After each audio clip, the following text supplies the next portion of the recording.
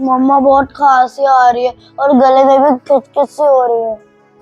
ऐसा क्या दूं जिससे इसको आराम हो जाए? बदलते हुए मौसम और बढ़ते हुए पॉल्यूशन के कारण बच्चों के गले में इतना इंफेक्शन रहने लगा है, दिन भर खांसी कफ की प्रॉब्लम होने लगी है, उनका इम्यून सिस्टम बिल्कुल लो हो चुका है।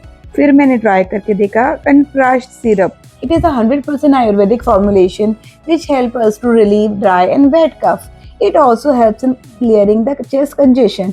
It has Molati and Amba Haldi which calms the sore throat. And Pushkarmul supports lung health. मम्मा बिल्कुल खांसी नहीं आ रही मुझे और खिचखिच भी नहीं है। I'm so happy with the result. It improves overall immune system.